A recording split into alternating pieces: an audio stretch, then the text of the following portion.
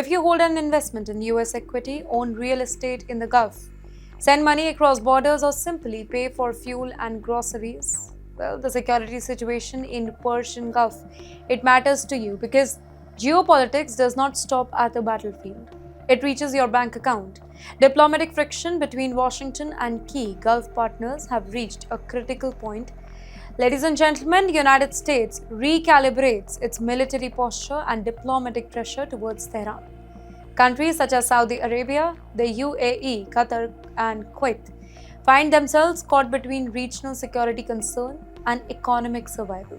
And for the Gulf states, this is an extraordinarily difficult balance. You know why? Because on one side, they rely heavily on the US for security partnership and military protection.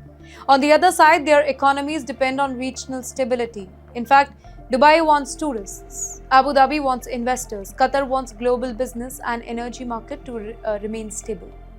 In the meantime, Saudi Arabia is investing hundreds of billions of dollars in economic diversification. But all of these ambitions depend on one basic requirement: stability. For months, strategic planners in the Gulf, they have expressed frustration over unpredictable policy signals. Washington has pushed sanctions, enforcement, and military deterrence, while sudden changes involving strikes, truces, and diplomatic negotiations can leave regional partners dealing with immediate consequences. And the biggest vulnerability is geography. Look at Strait of Hormuz.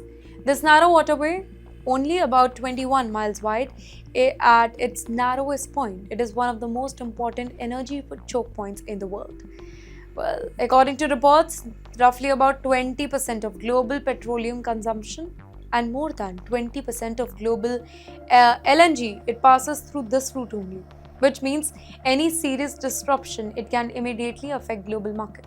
Well, if ships are threatened, insurance costs rise. If insurance cost becomes more expensive, then shipping becomes more expensive. Well, if vessels are delayed or rerouted, supply chain becomes more expensive. And eventually, those costs reach whom? Oil prices can react rapidly to geopolitical risk. And the material notes that crude prices can develop maybe $10 to $20 per barrel risk premium during the serious military standoff. If oil moves above $90 or $100 a barrel, then the impact is not limited to petrol pumps. Transportation becomes more expensive, airline ticket can rise, food distribution cost rise, manufacturing becomes more expensive, and inflation can return just when central banks are trying to bring it down. And that is where the Persian Gulf becomes a Federal Reserve story.